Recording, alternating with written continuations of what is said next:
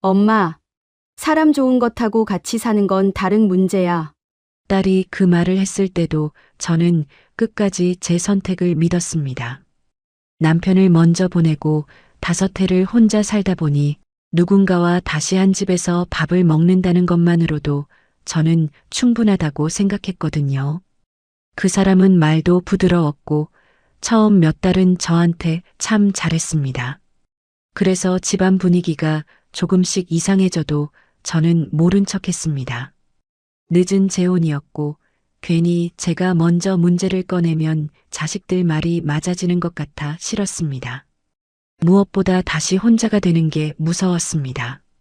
그런데 왜 6달쯤 지나자 저는 분명 아내인데도 점점 편한 사람, 참는 사람으로만 남게 된 걸까요?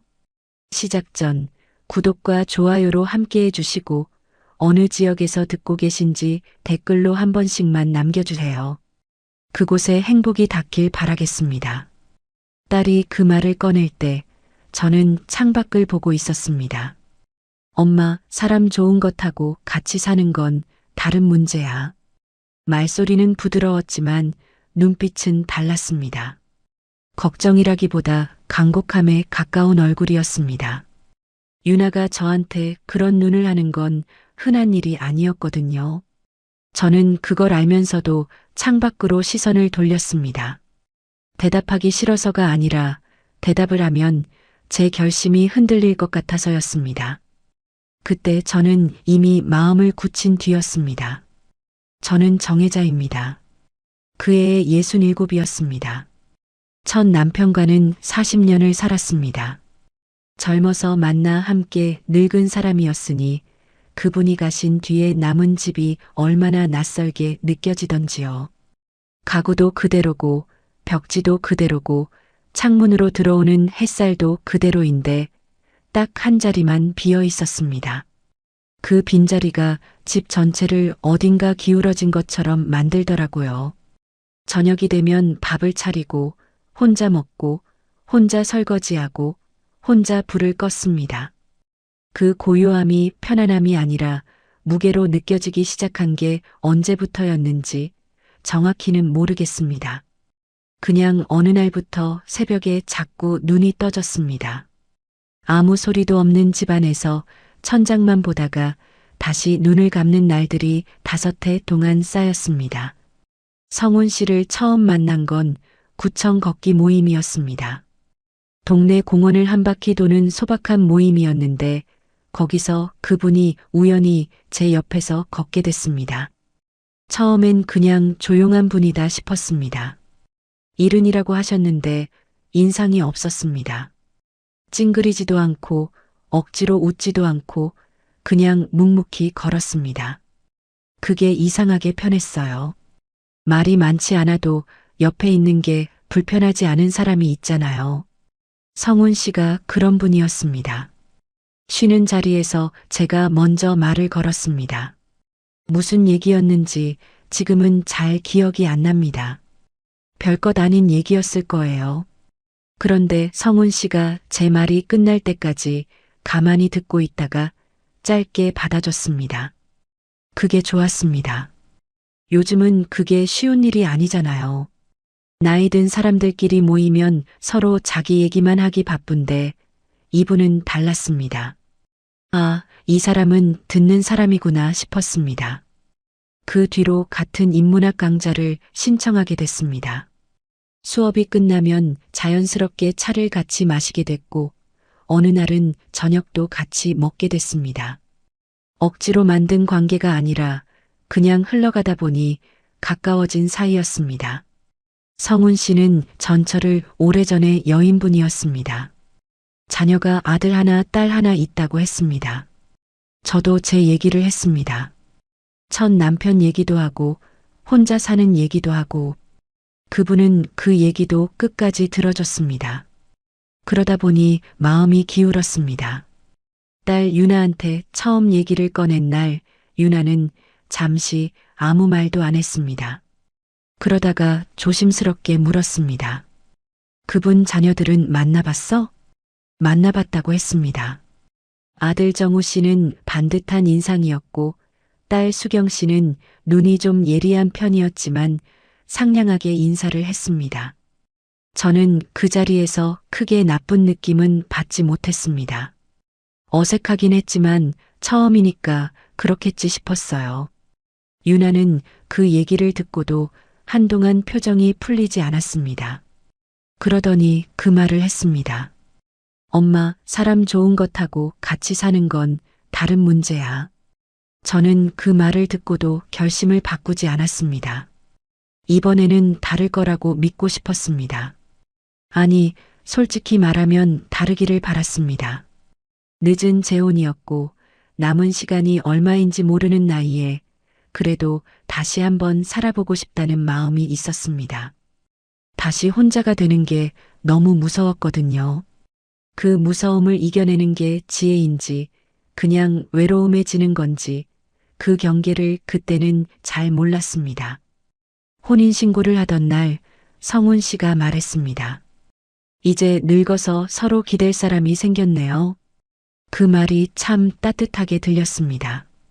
서로 기댄다는 말. 저는 그 말이 좋았습니다. 짐을 지워주는 사람이 아니라 그냥 같이 있어주는 사람. 저녁에 불을 끄지 않아도 되는 집. 그게 제가 원한 전부였으니까요. 성훈 씨 집으로 들어가고 처음 몇 달은 정말 평온했습니다. 아침이면 차를 같이 마셨고 날이 좋은 날엔 저녁에 공원을 걸었습니다. 성훈 씨가 좋아하는 반찬이 뭔지, 제가 못 먹는 게 뭔지 그런 것들을 하나씩 알아갔습니다. 성훈 씨는 아는 분들한테 저를 소개할 때 내 사람이라는 말을 썼습니다. 처음 그 말을 들었을 때 귀가 붉어졌습니다. 그 나이에 그런 말을 들을 줄 몰랐으니까요.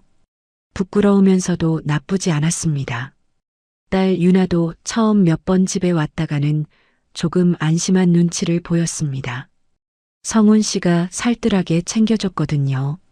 차도 따라주고 이런저런 말도 건네고 유나도 그게 싫지 않은 것 같았습니다. 그래도 돌아가면서 꼭 한마디씩은 했습니다. 엄마, 좋아 보여. 그런데 무리하지는 마. 저는 그때 그 말의 무게를 몰랐습니다. 그냥 딸 걱정이거니 했습니다. 둘이 사는 집인데 뭘 무리해 속으로 그렇게 생각했습니다. 집안 공기가 처음 달라진 건 재혼한 지 5달쯤 지났을 무렵이었습니다. 딱히 큰 사건이 있었던 건 아니었습니다. 그냥 조금씩이었어요. 성훈 씨가 피곤하다는 말을 자주 했고 같이 나가던 산책이 뜸해졌습니다. 저는 그러려니 했습니다. 이른이 넘은 분이니까 몸이 예전 같을 수 없다는 거 알았거든요. 제가 더 맞춰드리면 된다고 생각했습니다. 성훈 씨 자녀들이 드나드는 빈도도 조금씩 늘기 시작했습니다. 처음엔 안부차 들르는 거라고 생각했습니다. 그런데 올 때마다 분위기가 묘하게 달랐습니다. 수경 씨는 집안을 한 번씩 천천히 훑어보는 버릇이 있었습니다. 대놓고 뭔가를 찾는 건 아닌데 그 시선이 이상하게 마음에 걸렸습니다. 정우 씨는 항상 공손했지만 저한테 직접 말을 거는 일은 거의 없었습니다. 성훈 씨한테만 얘기를 하고 가는 시기였습니다. 저는 내색하지 않았습니다. 늦은 재혼이었으니 서로 적응하는 시간이 필요하겠지. 제가 먼저 마음을 열면 될 거라고 생각했습니다. 예민하게 굴면 괜히 제가 좁은 사람처럼 보일 것 같았습니다. 자식들 눈에 새어머니가 처음부터 불편하게 느껴지면 안 된다는 생각도 있었고요. 그래서 참았습니다. 그게 첫 번째 실수였다는 걸 나중에야 알았습니다. 그 평온하던 집안 분위기가 왜 그렇게 빨리 달라지기 시작했는지 그 이유는 생각보다 훨씬 단순했습니다. 저는 기대는 사람이 아니라 기댈 수 있는 사람으로 이미 분류되어 있었던 겁니다. 그것도 제가 눈치채기도 전에 아주 조용하게요. 그때는 몰랐습니다. 그 조용함이 얼마나 빠르게 저를 다른 자리에 세워두고 있었는지를요. 나중에 생각해보면 그 새벽이 분기점이었습니다. 재혼한 지 6달쯤 됐을 무렵이었어요. 저는 잠결에 인기척을 느꼈습니다. 성훈 씨가 화장실을 가려다 복도에서 벽을 짚고 서 있었습니다. 불을 켜보니 얼굴이 하얗게 질려 있었고 이마에 땀이 나 있었습니다. 어지럽다고 했습니다. 서 있기가 힘들다고 했습니다. 저는 그 자리에서 바로 옷을 걸치고 응급실로 모셨습니다. 새벽 2시가 넘은 시간이었습니다.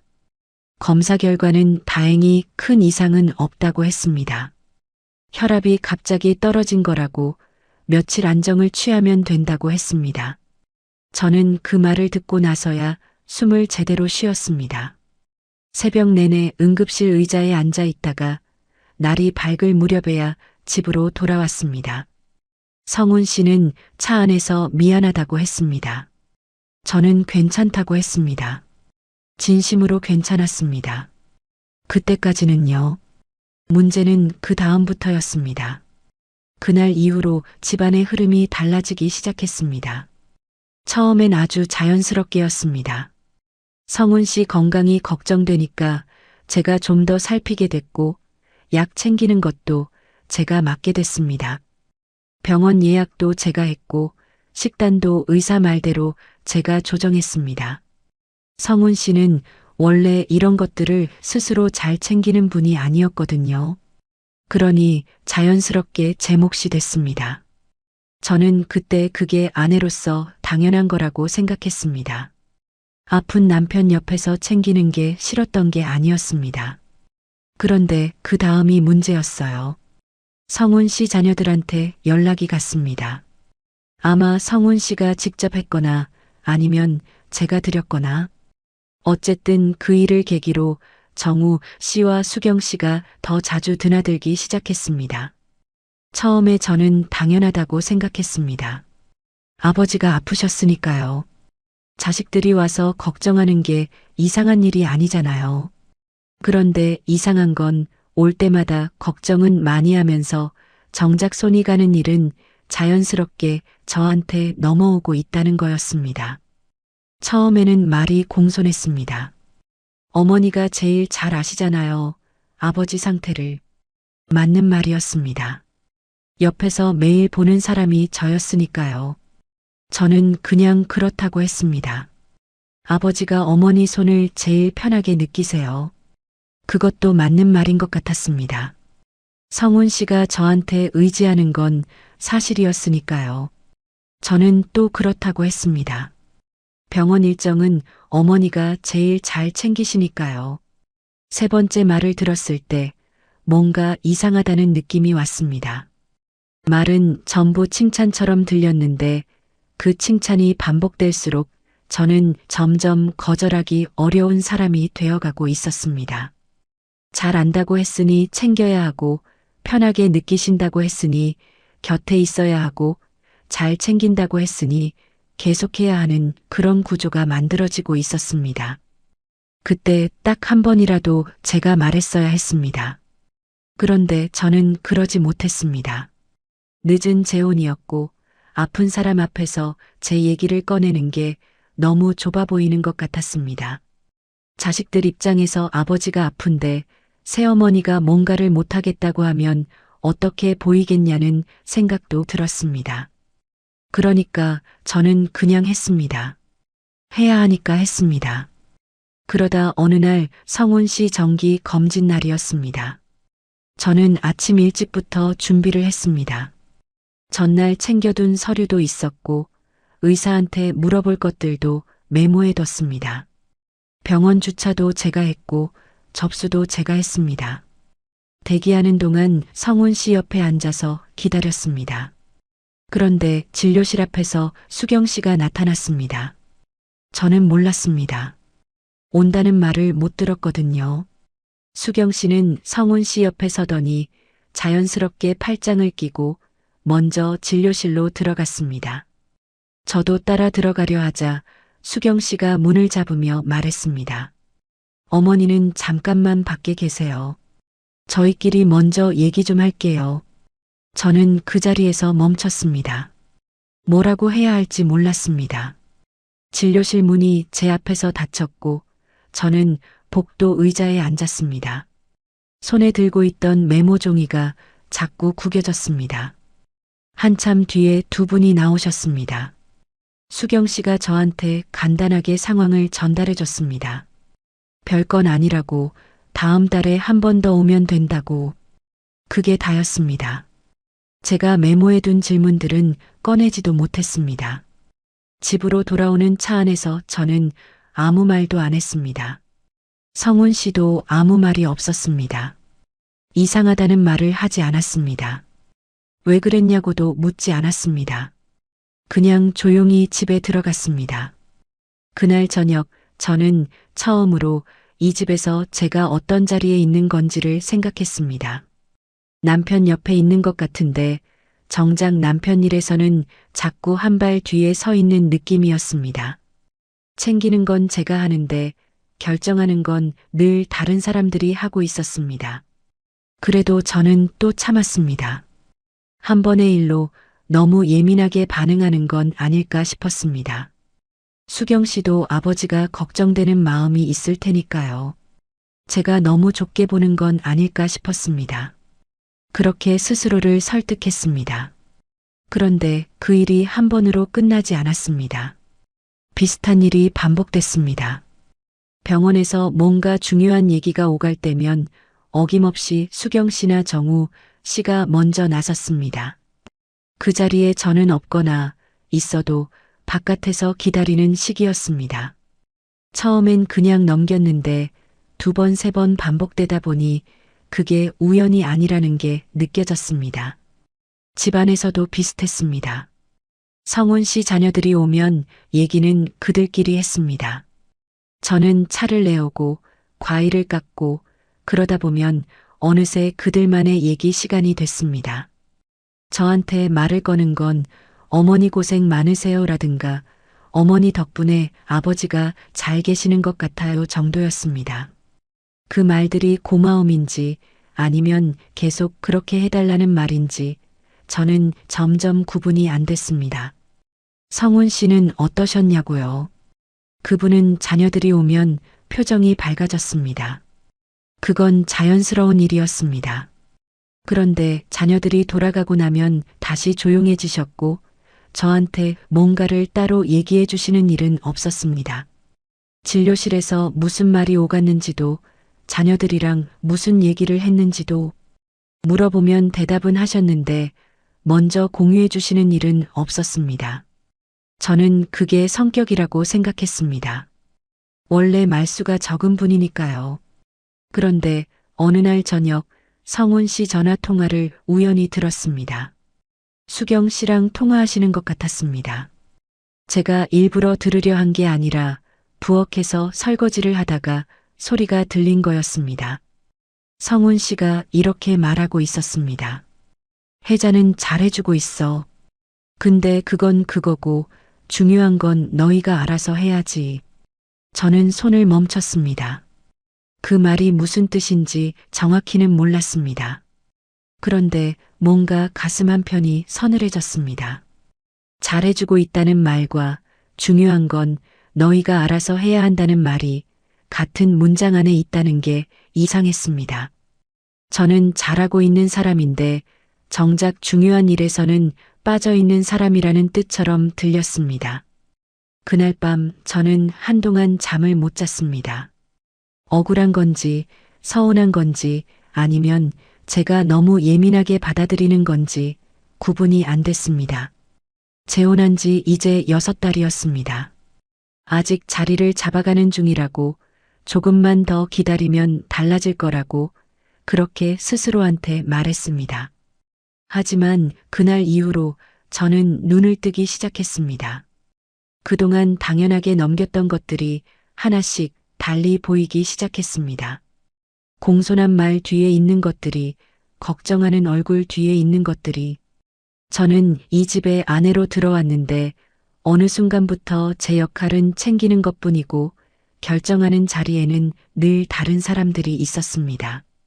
나중에 생각해 보니 그때부터였습니다. 저는 같이 사는 사람이 아니라 해야 할 사람이 되어가고 있었습니다. 그것도 아주 천천히, 아주 자연스럽게 제가 눈치채기도 전에 그렇게 됐습니다. 부탁받는 것과 당연히 해야 하는 것 사이에는 분명 차이가 있습니다. 그런데 그 경계가 언제 무너졌는지를 저는 한참 지나서야 알았습니다. 무너지는 소리가 나지 않았거든요.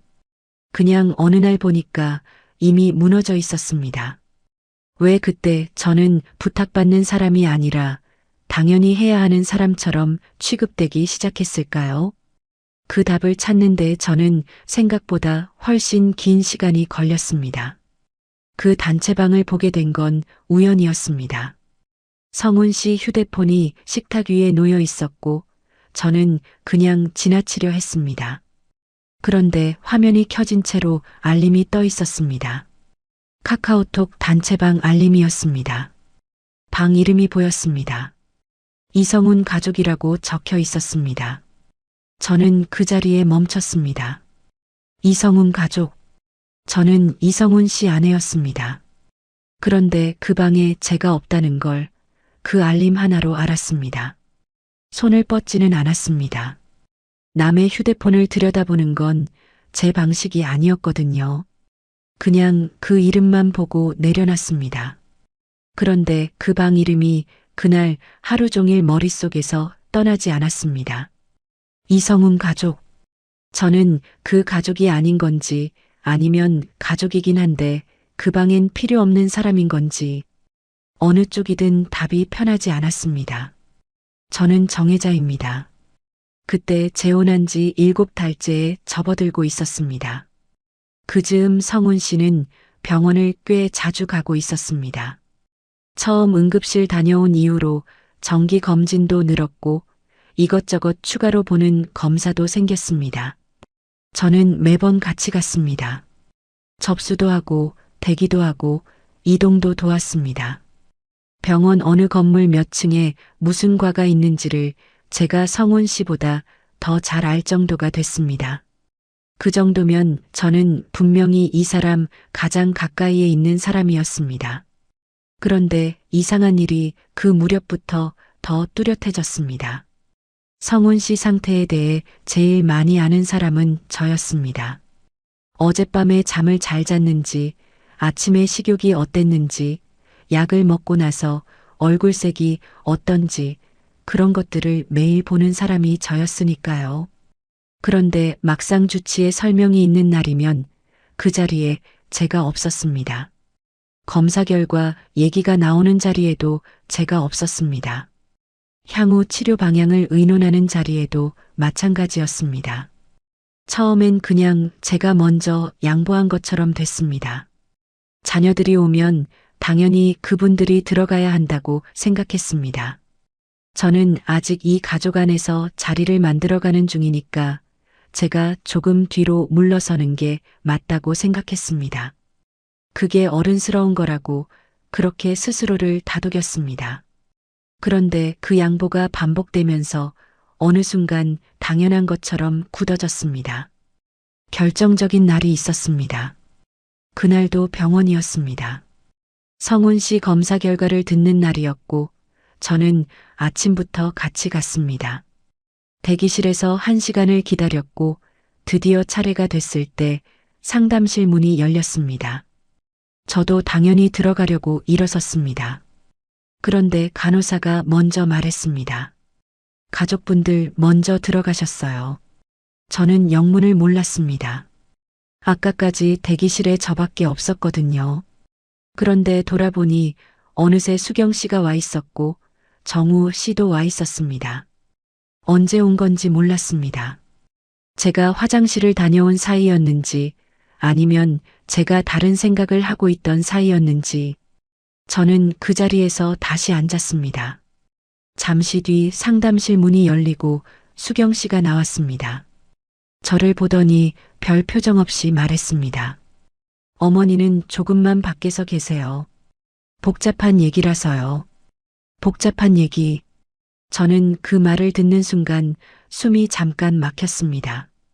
복잡한 얘기라서 아내는 빠져야 한다는 게 무슨 뜻인지 이해가 안 됐습니다. 아니, 이해는 됐습니다. 다만 받아들이기가 어려웠습니다. 저는 그 자리에서 아무 말도 못했습니다. 수경 씨는 다시 안으로 들어갔고 저는 복도 의자에 앉아서 벽만 봤습니다. 병원 복도는 조용하지 않은데 그날따라 이상하게 조용하게 느껴졌습니다. 손에 들고 있던 가방 끈만 자꾸 만지작거렸습니다. 한참 만에 세 사람이 나왔습니다. 성훈 씨는 저를 보고 기다렸어요? 했습니다. 표정이 편했습니다. 미안하다는 기색은 없었습니다. 수경 씨는 저한테 간략하게 전달해 줬습니다. 다음 달에 추가 검사를 하나 더 해야 한다고 일정은 자기가 잡겠다고 했습니다. 그게 다였습니다. 저는 고개를 끄덕였습니다. 집으로 돌아오는 내내 아무 말도 하지 않았습니다. 성훈 씨도 딱히 말을 걸지 않았습니다. 저는 창밖만 봤습니다. 가슴 안쪽이 이상하게 무거웠는데 그게 서러움인지 황당함인지 구분이 안 됐습니다. 그날 저녁이었습니다. 성훈 씨가 먼저 주무시러 들어가시고 저는 거실에 혼자 앉아 있었습니다. 그러다 식탁 위에 성훈 씨 휴대폰이 또 놓여 있는 걸 봤습니다. 이번에는 화면이 켜진 채로 단체방 대화가 열려 있었습니다. 저는 보려고 한 게 아니었습니다. 그냥 가까이 있었고 화면이 보였습니다. 이성훈 가족방이었습니다. 거기에 오늘 검사 결과가 이미 공유되어 있었습니다. 수경 씨가 올린 것 같았습니다. 다음 달 추가 검사 일정도 나와 있었고 정우 씨가 그날 병원에 같이 가겠다는 답도 달려 있었습니다. 저는 그 대화를 끝까지 읽었습니다. 제 이름은 없었습니다. 저한테 공유하거나 알리겠다는 말도 없었습니다. 그 방 안에서 오늘 하루가 이미 정리되어 있었고 저는 그 바깥에 있었습니다. 그제야 이상한 점들이 하나씩 맞아들어가기 시작했습니다. 수경 씨가 진료실 밖에서 기다리라고 했던 것도, 정우 씨가 일정을 자기가 잡겠다고 했던 것도, 병원에서 중요한 얘기가 나올 때마다 제가 빠져 있었던 것도, 그게 그때그때의 상황 때문이 아니었습니다. 처음부터 그런 식으로 정해져 있었던 겁니다. 저는 옆에서 챙기는 사람이고 결정하는 자리에는 자녀들이 있는 것으로요. 저는 그날 밤 유나한테 전화를 할까 생각했습니다. 그런데 하지 않았습니다. 딸한테 이 얘기를 꺼내면 처음부터 걱정했던 딸 말이 맞아지는 것 같았습니다. 제가 재혼을 너무 쉽게 생각했다는 말을 듣는 것 같아서 싫었습니다. 그리고 솔직히 말하면 아직 제가 예민하게 보는 거일 수도 있다는 생각도 있었습니다. 단체방 하나로 너무 크게 받아들이는 건 아닐까 싶었습니다. 그래서 혼자 삭혔습니다. 그런데 그 다음 날부터 저는 조금씩 달라지기 시작했습니다. 당연하게 넘기던 것들을 그냥 넘기지 않고 한 번씩 다시 보기 시작했습니다. 병원에서 안내 문자가 올 때 누구한테 먼저 오는지를 봤습니다. 대부분 저한테 먼저 왔습니다. 저는 등록된 보호자였으니까요. 그런데 그 문자 내용이 자녀들한테도 따로 가는지 아니면 자녀들이 성훈 씨한테 직접 확인하는 건지 그 후 경로가 어디서부터 갈라지는지가 보이기 시작했습니다. 주치의 면담 안내도 마찬가지였습니다. 공식적으로는 제 이름으로 안내가 왔습니다. 그런데 실제 면담 자리에는 제가 빠져 있었습니다. 서류상 보호자는 저인데 현장에서는 제가 없었습니다. 그 차이가 처음엔 그냥 그러려니 하고 넘겼던 것들인데 다시 보니 아무것도 우연이 아니었습니다. 가장 가까이 있었지만 가장 중요한 자리에서는 늘 빠져 있었습니다. 매일 밥을 챙기고 약을 챙기고 병원을 같이 다녔지만 그 사람 앞날에 관한 얘기는 제가 없는 자리에서 이루어지고 있었습니다. 저는 이 집에 아내로 들어온 건데 어느 순간부터 제가 하는 역할은 간병인에 가까웠고 가족으로서의 자리는 어디서부터인지 모르게 비어 있었습니다. 그때 저는 처음으로 생각했습니다. 이걸 계속 모른 척하면 어떻게 될까? 모른 척하면 편할 것 같았습니다. 갈등이 생기지 않으니까요. 그런데 모른 척할수록 제 자리는 더 작아질 게 분명했습니다. 이미 충분히 작아져 있었으니까요. 저는 그날 이후로 한 가지를 시작했습니다. 병원에서 오는 문자를 지우지 않고 모아두기 시작했습니다. 보호자 출입 확인이 되는 날짜들도 기억해뒀습니다. 주치의 면담 안내가 언제 왔는지, 실제 면담에는 누가 들어갔는지도 따로 적어뒀습니다. 거창한 게 아니었습니다. 그냥 제 눈에 보이는 것들을 기록으로 남겨두기 시작한 것뿐이었습니다. 왜 그랬냐고요? 그때는 저도 몰랐습니다. 그냥 이 상황을 제 손으로 붙들고 싶었습니다. 아무것도 모르는 채로 계속 밀려나기는 싫었습니다. 나중에 뭔가 말을 해야 할 때가 오면 그때는 제가 본 것들을 근거로 얘기할 수 있어야 한다는 생각이 있었습니다. 같이 사는 사람은 저인데 왜 결정은 늘 다른 사람들이 하고 있었을까요? 그 물음이 머릿속에서 사라지지 않는 날들이 이어졌습니다. 그리고 그 물음은 머지않아 제가 직접 답을 찾아야 하는 순간으로 저를 데려가게 됩니다. 허리가 처음 아프기 시작한 건 성훈 씨가 두 번째로 입원하고 나서였습니다. 처음엔 그냥 피곤해서 그런가 보다 했습니다. 나이가 있으니까, 무리를 했으니까 좀 쉬면 괜찮아지겠지 싶었습니다. 그런데 며칠이 지나도 나아지지 않았습니다. 아침에 일어날 때 허리를 펴는데 시간이 걸렸고 오래 서 있으면 옆구리까지 당겼습니다. 손목도 붓기 시작했습니다. 병원 이동을 도울 때 성훈 씨를 붙잡아 드리는 일이 많았는데 그게 쌓인 것 같았습니다. 그래도 저는 쉬겠다는 말을 꺼내지 못했습니다.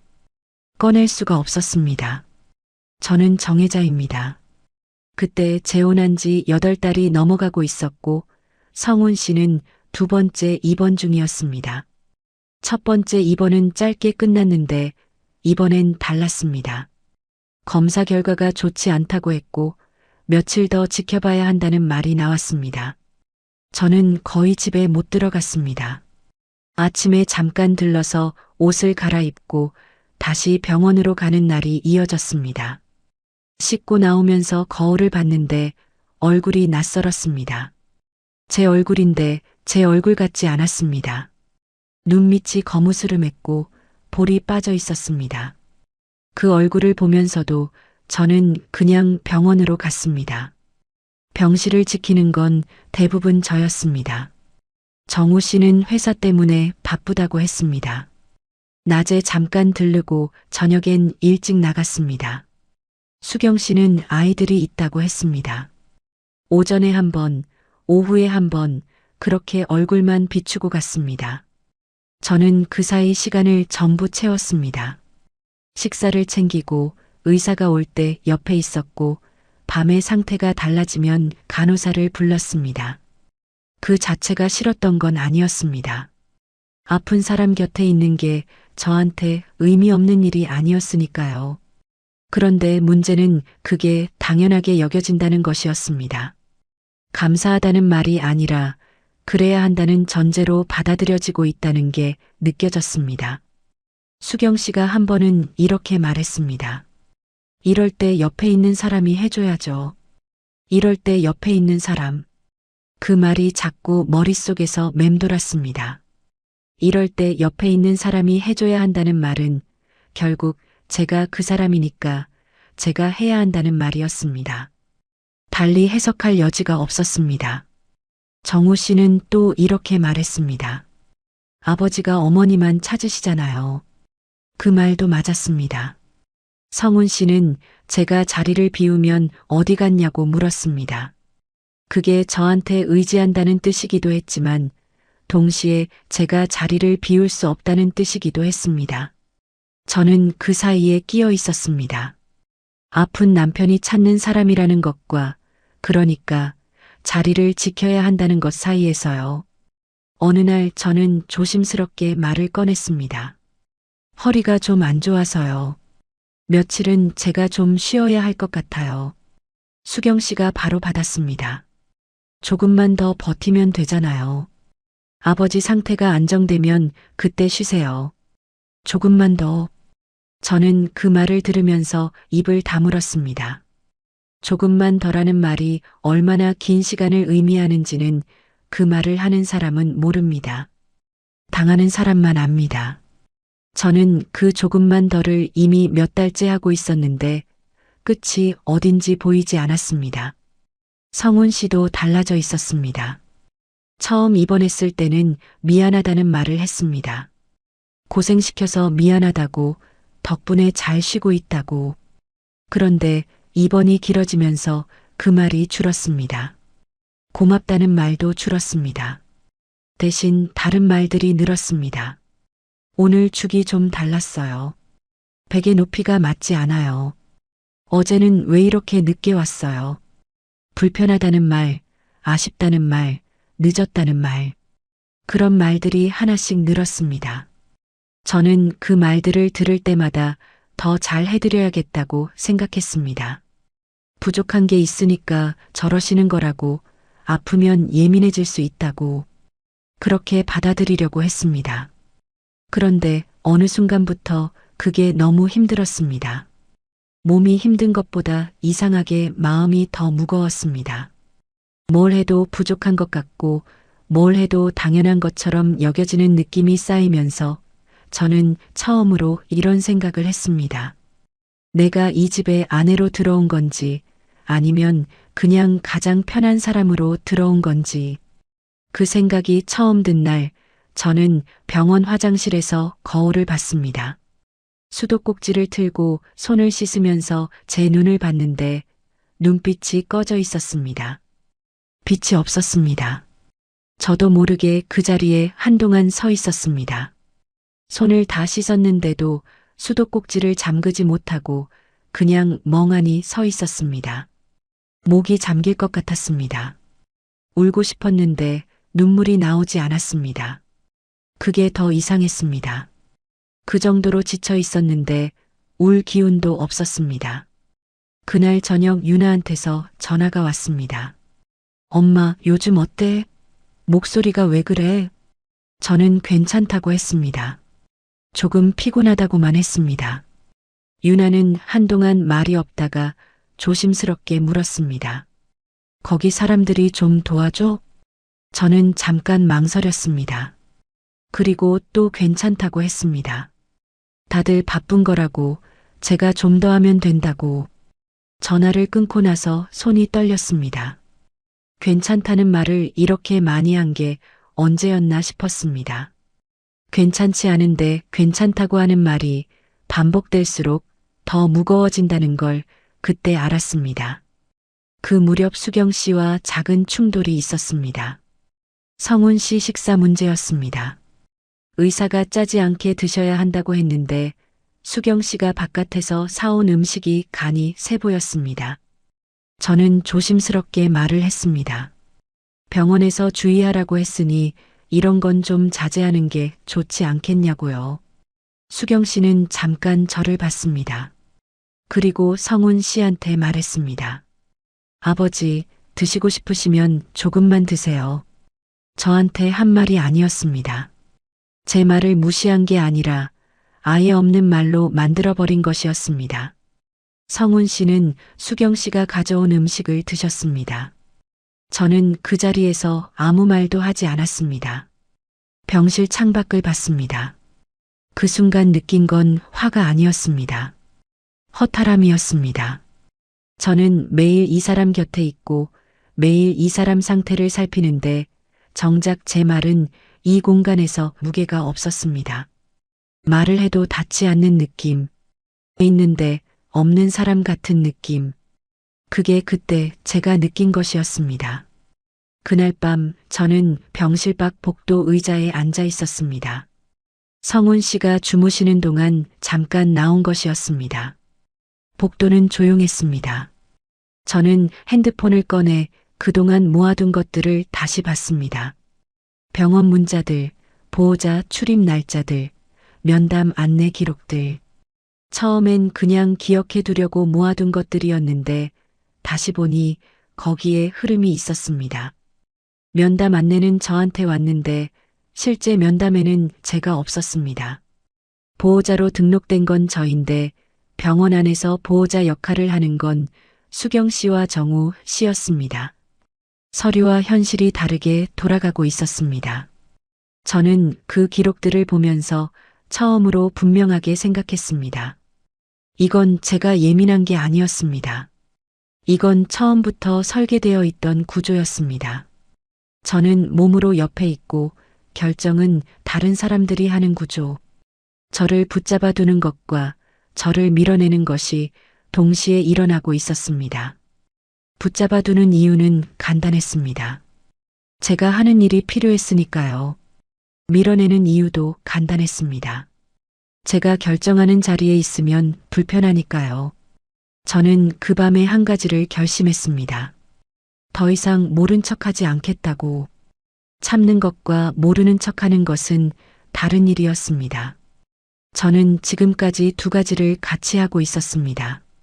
그런데 이제는 참더라도 모른 척은 하지 않겠다고 생각했습니다. 제가 이렇게까지 무너지고 있는데 아무도 그걸 문제라고 하지 않았습니다. 그러면 제가 직접 문제라고 해야 했습니다. 그 생각이 처음으로 선명해진 밤이었습니다. 그날은 새벽부터 분위기가 달랐습니다. 성훈 씨가 밤새 불편하다고 하셨고 새벽 4시쯤 간호사가 들어와서 활력 징후를 체크했습니다. 저는 그 소리에 눈을 떴습니다. 보호자 간이 침대에서 자다가 일어나 옆에 섰는데 간호사 표정이 평소와 달랐습니다. 뭔가를 확인하고 나가더니 잠시 후 당직 의사가 들어왔습니다. 말이 많지 않았습니다. 몇 가지를 살피고 나서 중환자실 이동을 검토해 봐야 할 것 같다고 했습니다. 저는 그 말을 듣는 순간 손이 차가워졌습니다. 중환자실. 그 단어가 공기 안에서 무겁게 내려앉았습니다. 저는 간호사한테 보호자로서 확인해야 할 것들을 물었습니다. 서류가 필요한지, 동의서가 있는지, 이동은 언제 하는지. 간호사는 차분하게 답해줬습니다. 저는 그 내용을 머릿속에 새겼습니다. 손이 떨렸지만 메모를 했습니다. 그 새벽에 수경 씨한테 연락이 갔는지는 모르겠습니다. 제가 한 건 아니었습니다. 성훈 씨가 직접 했는지 아니면 병원 쪽에서 연락이 갔는지. 어쨌든 오전이 되기 전에 수경 씨가 나타났고 정우 씨도 점심 무렵에 왔습니다. 저는 그 사이에 서류를 챙겼습니다. 보호자 동의서에 서명을 했고 주치의가 잠깐 복도에서 현재 상태를 설명해 줄 때 옆에서 들었습니다. 성훈 씨는 오전 중에 중환자실로 옮겨졌습니다. 중환자실 앞 복도는 일반 병동과 공기가 달랐습니다. 조용했습니다. 발소리도 줄어들고 말소리도 줄어드는 공간이었습니다. 보호자들이 문 앞에서 기다리고 면회 시간이 되면 잠깐 들어가는 방식이었습니다. 저는 그 앞에 서 있었습니다. 가방을 들고 서류를 손에 쥐고 면회 시간을 기다렸습니다. 그때 수경 씨가 저한테 왔습니다. 먼저 말을 건 건 수경 씨였습니다. 표정은 차분했습니다. 걱정하는 얼굴이긴 했지만 눈빛은 달랐습니다. 뭔가를 정해두고 온 사람의 눈빛이었습니다. 어머니는 오늘 집에 가세요. 저희가 있을게요. 저는 그 말을 듣고 바로 대답하지 않았습니다. 며칠을 거의 병실에서 살다시피 했습니다. 새벽에 상태가 달라졌을 때 옆에 있었던 것도 저였고 주치의 설명을 들은 것도 저였고 중환자실 이동 동의서에 서명한 것도 저였습니다. 그런데 정작 중환자실 앞에서 집에 가라는 말을 듣고 있었습니다. 저는 가만히 서 있었습니다. 수경 씨는 제가 대답을 안 하자 한 발 더 들어왔습니다. 아버지도 저희가 있는 걸 더 편하게 생각하세요. 그 말이 복도에 퍼졌습니다. 주변에 다른 보호자들도 있었고 지나가는 간호사도 있었습니다. 저는 그 시선들을 한꺼번에 느꼈습니다. 귀가 먹먹해졌습니다. 손에 쥐고 있던 서류가 구겨졌습니다. 아버지도 저희가 있는 걸 더 편하게 생각하신다. 그 말이 무슨 뜻인지 모르는 사람은 없었을 겁니다. 당신은 여기 있을 사람이 아니라는 뜻이었습니다. 며칠을 밥도 제대로 못 먹고 옆을 지킨 사람한테 사람들 앞에서 그 말을 한 것이었습니다. 목이 잠겼습니다. 그런데 이상하게 눈물은 나오지 않았습니다. 울 것 같은데 울리지 않았습니다. 대신 가슴 안쪽에서 뭔가가 단단해지는 느낌이 왔습니다. 그동안 쌓아뒀던 것들이 그 순간 하나로 모이는 것 같았습니다. 저는 숨을 한번 고르고 수경 씨를 봤습니다. 그리고 말했습니다. 제가 집에 갈 사람인지 여기 남을 사람인지는 제가 결정하겠습니다. 수경 씨 표정이 굳었습니다. 정우 씨는 옆에서 뭔가 말을 하려다가 멈췄습니다. 주변 공기가 달라졌습니다. 저는 그 자리에서 시선을 피하지 않았습니다. 처음으로 피하지 않았습니다. 그리고 저는 중환자실 간호사 데스크로 걸어갔습니다. 보호자 확인을 요청했습니다. 제 신분증을 내밀었고 등록된 보호자가 맞는지 확인해달라고 했습니다. 간호사는 시스템을 확인하더니 말했습니다. 법적 배우자 보호자로 등록되어 있다고 했습니다. 면회 및 주치의 면담 동석 권한이 있다고 했습니다. 저는 그 말을 듣고 고개를 끄덕였습니다. 그동안 병원 문자가 저한테 먼저 왔던 것도, 보호자 출입 기록에 제 이름이 찍혀 있었던 것도, 주치의 면담 안내가 저한테 발송되어 있었던 것도 전부 이유가 있었습니다. 서류상 저는 처음부터 이 사람의 보호자였습니다. 그걸 제가 먼저 포기한 것처럼 만들어놨을 뿐이었습니다. 저는 데스크에서 돌아서며 수경 씨를 봤습니다. 저는 법적으로 등록된 배우자 보호자입니다. 주치의 면담에 들어가겠습니다. 수경 씨는 뭔가 말하려 했습니다. 그런데 간호사가 옆에서 면담 시간을 안내해 줬습니다. 보호자분 들어오시면 된다고 했습니다. 그 말은 저한테 한 말이었습니다. 저는 면담실로 들어갔습니다. 주치의는 현재 상태를 설명해 줬습니다. 수치가 불안정하다고 했고 이틀 정도 더 지켜봐야 한다고 했습니다. 저는 준비해 둔 것들을 물었습니다. 평소 복용하던 약과 지금 투여 중인 것들이 겹치는 게 없는지, 시기 제한은 어디까지인지, 면회 시 주의해야 할 것들이 뭔지. 주치의는 차분하게 답해줬습니다. 면담이 끝나고 나왔을 때 수경 씨와 정우 씨가 복도에 있었습니다. 정우 씨가 먼저 말했습니다. 어머니, 저희가 섭섭하게 해드린 건 아니고요. 그냥 어머니 힘드실까봐 한 말이었습니다. 저는 그 말을 듣고 잠깐 정우 씨를 봤습니다.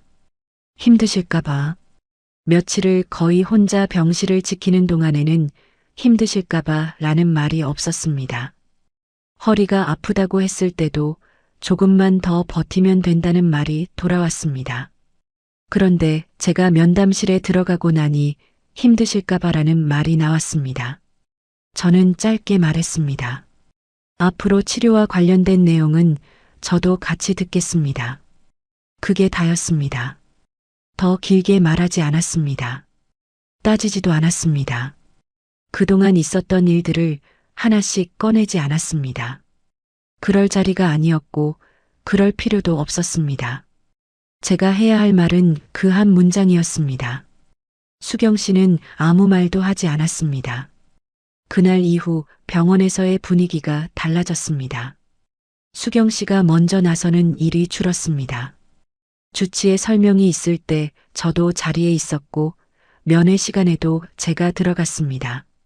정우 씨는 여전히 공손했지만 예전처럼 자연스럽게 저를 배제하는 말은 하지 않았습니다. 뭔가를 결정할 때 저한테 먼저 확인하는 일도 생겼습니다. 작은 변화였습니다. 하지만 저한테는 작지 않았습니다. 그날 밤 저는 면회를 마치고 복도 의자에 앉아 있었습니다. 병원은 저녁이 되면 더 조용해졌습니다. 링거 기계 소리, 가끔 지나가는 수레 소리, 그런 것들만 들렸습니다. 저는 가방을 무릎 위에 올려놓고 잠깐 눈을 감았습니다. 유나한테 문자가 왔습니다. 엄마 오늘 어때? 밥은 먹었어. 저는 잠깐 그 문자를 보다가 답했습니다. 오늘은 괜찮아. 밥 먹었어. 이번엔 진심이었습니다. 처음으로 괜찮다는 말이 거짓이 아닌 날이었습니다. 그날 제가 지켜야 했던 건 사실 남편 곁이 아니었습니다. 제 자리였습니다. 아내라는 자리, 보호자라는 자리, 이 사람 곁에서 결정하는 자리, 그 자리를 스스로 내어준 것처럼 만들어놨던 것들을 제 손으로 되찾은 날이었습니다. 거창하지 않았습니다. 면담실 문을 열고 들어간 것뿐이었고 짧은 말 한마디를 한 것뿐이었습니다. 그런데 그게 그렇게 오래 걸렸습니다. 왜 그렇게 늦었냐고 스스로한테 물으면 지금도 딱 잘라 대답하기가 어렵습니다. 무서웠던 것도 있었고 좁아 보이기 싫었던 것도 있었고 아직 자리를 잡아가는 중이니 조금만 더 기다리면 달라질 거라는 기대도 있었습니다. 그 마음들이 전부 저를 한 발 뒤에 세워두고 있었습니다. 그런데 기다린다고 달라지는 건 없었습니다. 제가 움직여야 달라졌습니다. 중환자실 앞 복도에서 그날 제가 배운 건 그거였습니다. 자리는 누가 내어주는 게 아니었습니다. 제가 서 있어야 제 자리가 됐습니다. 그날 제가 지켜야 했던 건 남편 곁이 아니라 제 자리였다는 걸 왜 그렇게 늦게 알았을까요? 어쩌면 그 물음은 중환자실 복도에서 끝난 게 아닐지도 모릅니다. 그 이후로도 이어지는 이야기가 있었으니까요. 제가 자리를 되찾고 난 뒤에 저는 더 큰 결정을 앞에 두게 됩니다. 중환자실 앞에서 제 자리를 되찾고 난 뒤 저는 달라졌습니다. 겉으로 크게 달라진 건 없었습니다. 여전히 병원에 갔고 여전히 성훈 씨 옆에 있었습니다. 밥을 챙기는 것도 약 시간을 확인하는 것도 그대로였습니다. 그런데 안쪽이 달랐습니다. 예전엔 버티면서 했다면 이제는 제가 선택해서 하고 있다는 느낌이었습니다. 그 차이가 작은 것 같아도 저한테는 아주 컸습니다. 성훈 씨는 열흘쯤 뒤에 중환자실에서 일반 병동으로 옮겨졌습니다. 고비를 넘겼다는 말을 들었을 때 저도 안도했습니다. 그 마음은 진심이었습니다. 함께 사는 사람이 아프다가 나아진다는 게 그게 어떤 감정인지는 살아본 사람만 압니다. 미운 마음과 걱정하는 마음이 같이 있을 수 있다는 것도 그때 알았습니다. 성훈 씨가 일반 병동으로 옮기고 며칠이 지났을 무렵이었습니다. 저는 수경 씨와 정우 씨를 병실 밖 복도에서 만나자고 했습니다. 제가 먼저 요청한 거였습니다. 두 분이 나왔고 저는 준비해둔 말을 했습니다. 앞으로 돌봄 역할을 나눠야 할 것 같아요. 저 혼자 다 감당하는 방식으로는 더 이상 할 수 없습니다. 말하는 동안 목소리가 떨릴 줄 알았습니다. 그런데 이상하게 떨리지 않았습니다. 오히려 차분했습니다. 해야 할 말을 오래 생각해뒀기 때문인지 아니면 이미 충분히 지쳐서 두려움도 줄어든 건지 모르겠습니다. 어쨌든 저는 그 말을 끝까지 했습니다. 수경 씨 표정이 굳었습니다. 어머니, 지금 이 상황에서 그런 말씀을 하시는 거예요? 저는 수경 씨를 봤습니다. 지금이 아니면 언제 할 수 있을까요? 아버지 상태가 좋을 때도 이 얘기를 못 꺼냈고 입원하셨을 때도 못했습니다. 그러면 언제가 맞는 때인지 저는 모르겠습니다. 수경 씨는 입을 다물었습니다. 정우 씨가 나섰습니다. 어머니, 저희도 최대한 하고 있습니다. 회사도 있고 아이들도 있고 사정이 있잖아요. 저는 고개를 끄덕였습니다. 알아요. 저도 그 사정을 모르는 게 아닙니다. 그런데 저한테도 몸이 있습니다. 허리가 아프다고 했을 때 조금만 더 버티면 된다는 말을 들었는데 저는 그 조금만 더를 몇 달째 하고 있었습니다. 정우 씨가 뭔가 말하려다 멈췄습니다. 저는 계속했습니다. 저는 이 집에 아내로 들어왔습니다. 간병인으로 들어온 게 아닙니다. 아픈 남편 옆에 있는 건 당연히 할 수 있습니다. 그런데 제 몸이 버텨줄 수 있는 만큼만 할 수 있습니다. 그 이상은 저도 사람인 이상 한계가 있습니다. 복도가 조용했습니다. 수경 씨가 먼저 자리를 피했습니다. 차갑다는 말을 흘리듯 했습니다. 저는 그 말을 들었지만 붙잡지 않았습니다. 예전이었으면 그 말에 마음이 흔들렸을 겁니다. 차갑다는 말을 듣지 않으려고 더 참았을 겁니다. 그런데 이번엔 달랐습니다. 차갑다는 말이 저한테 닿지 않았습니다. 정우 씨는 한참 서 있다가 알겠다고 했습니다. 다음 주부터 자신이 평일 하루는 오겠다고 했습니다. 수경 씨도 조율하겠다고 했습니다. 처음 나온 말치고는 구체적이었습니다. 저는 고맙다고 했습니다. 진심이었습니다. 그날 병실로 돌아오면서 저는 성훈 씨 얼굴을 봤습니다. 주무시고 계셨습니다. 중환자실에 있을 때보다 얼굴이 많이 편해 보였습니다. 저는 옆 의자에 앉아서 잠깐 그 얼굴을 봤습니다. 40년을 함께 산 첫 남편 얼굴이 겹쳐 보이는 순간이 가끔 있었는데 그날은 그러지 않았습니다. 그냥 이 사람의 얼굴을 봤습니다. 같이 살기로 한 사람. 그 선택은 제가 한 거였습니다. 미운 마음이 없었다면 거짓말이 됩니다. 그런데 다 미웠던 것도 아니었습니다. 사람 마음이 그렇게 단순하지가 않더라고요. 원망하면서도 걱정하고 지치면서도 곁에 있고 싶은 마음이 동시에 있었습니다. 그 복잡한 감정들을 다 정리하고 결정을 내리는 건 불가능한 일이었습니다. 그냥 그 복잡한 채로 그래도 제 선은 지키기로 한 거였습니다. 성훈 씨가 태어난 건 그로부터 열흘쯤 뒤였습니다. 집으로 돌아온 날 성훈 씨는 현관에 들어서면서 집이 좋다고 했습니다. 저는 짐을 내려놓으면서 그 말을 들었습니다. 뭔가 복잡한 감정이 올라왔는데 그게 무엇인지 딱 잘라 말하기 어려웠습니다. 그날 저녁 저는 유나한테 전화를 했습니다. 처음으로 제대로 얘기를 했습니다. 그동안 있었던 일들을 중환자실 앞 복도에서 있었던 일도 복도에서 수경 씨 정우 씨한테 말한 것도 유나는 중간에 한 번도 끊지 않고 들었습니다. 다 듣고 나서 한동안 조용했습니다. 그러더니 말했습니다. 엄마 잘했어. 그 말 세 글자가 그렇게 클 줄 몰랐습니다. 목이 잠겼습니다. 이번엔 눈물이 났습니다. 참으려고 했는데 참아지지 않았습니다.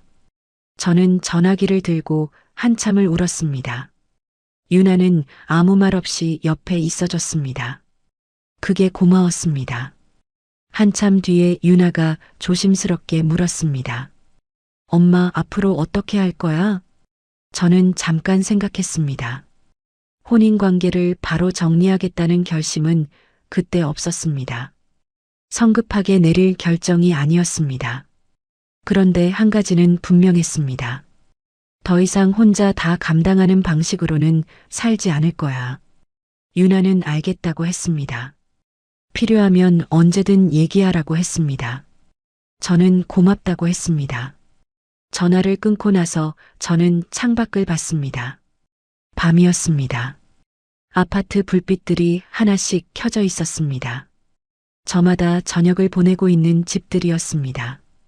어떤 집은 행복할 거고, 어떤 집은 힘들 거고, 어떤 집은 저처럼 복잡한 채로 하루를 마무리하고 있을 거였습니다.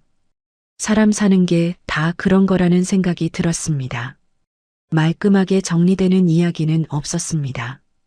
그냥 오늘을 버티고 내일을 맞이하고 그러다 보면 뭔가 달라지는 것들이 생기는 거였습니다.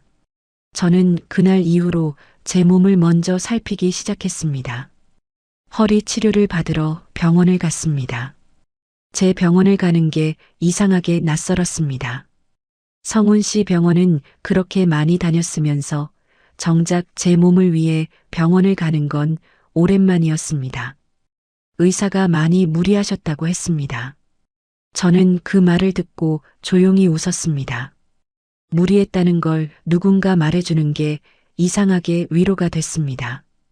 돌봄 분담은 그 뒤로 조금씩 자리를 잡아갔습니다. 완벽하게 된 건 아니었습니다. 수경 씨는 여전히 제 앞에서 말이 적었고 가끔 분위기가 어색한 날도 있었습니다. 그래도 예전처럼 모든 것이 당연하게 저한테 넘어오는 일은 줄었습니다. 정우 씨는 약속한 대로 평일에 한 번씩 왔습니다. 처음 몇 번은 어색했지만 그것도 조금씩 익숙해졌습니다. 성훈 씨는 어떠셨냐고요? 그분은 크게 달라지지 않으셨습니다. 여전히 말수가 적었고 고마움을 표현하는 분이 아니었습니다. 그런데 어느 날 저녁 성훈 씨가 느닷없이 이런 말을 했습니다. 혜자 씨, 고생 많았어요. 짧은 말이었습니다. 별것 아닌 것처럼 하셨습니다. 그런데 저는 그 말을 듣고 한동안 아무 말도 못했습니다. 그 말이 나오기까지 얼마나 걸렸는지를 알았으니까요. 저는 그냥 알겠다고 했습니다. 짧게요. 그걸로 충분했습니다. 지금 돌아보면 이 이야기는 재혼이 잘못됐다는 이야기가 아니었습니다. 늦은 나이에 다시 시작한 관계에서 제가 무엇을 지켰어야 했는지를 너무 늦게 알게 된 이야기였습니다. 같이 산다는 건 다정한 말만으로 되는 일이 아니었습니다. 아플 때 누가 옆에 있는지보다 그 사람을 어떤 자리로 대우하는지가 더 중요했습니다. 그리고 그 자리는 누가 알아서 만들어주는 게 아니었습니다. 제가 서 있어야 제 자리가 됐습니다. 딸이 했던 말이 다시 떠올랐습니다. 엄마, 사람 좋은 것하고 같이 사는 건 다른 문제야. 그 말은 반대가 아니었습니다. 걱정이었습니다. 사람이 좋아도 관계의 구조가 나쁘면 좋은 사람도 나를 힘들게 할 수 있다는 걸 딸은 저보다 먼저 알고 있었습니다. 저는 그걸 몸으로 겪고 나서야 이해했습니다. 늦게 한 게 부끄럽지는 않습니다. 몰랐으니까 겪은 거고 겪었으니까 알게 된 거니까요. 다만 그 과정에서 제가 저 자신한테 너무 가혹했다는 건 압니다. 참는 게 미덕인 줄 알았고 버티는 게 좋은 아내인 줄 알았습니다. 그런데 아니었습니다. 끝까지 참는다고 좋은 아내가 되는 게 아니었습니다. 그때 저는 남편보다 먼저 제 삶을 지켰어야 했습니다. 그 말을 이제는 압니다. 조금 늦었지만 그래도 알게 됐으니까 저는 오늘도 살아갑니다. 어제보다는 조금 더 제 편이 되어서요. 끝까지 들어주셔서 감사합니다. 구독과 좋아요는 다음 이야기를 이어갈 힘이 됩니다. 그리고 주인공에게 한 줄 응원을 댓글로 남겨주시면 그 마음까지 함께 전해두겠습니다.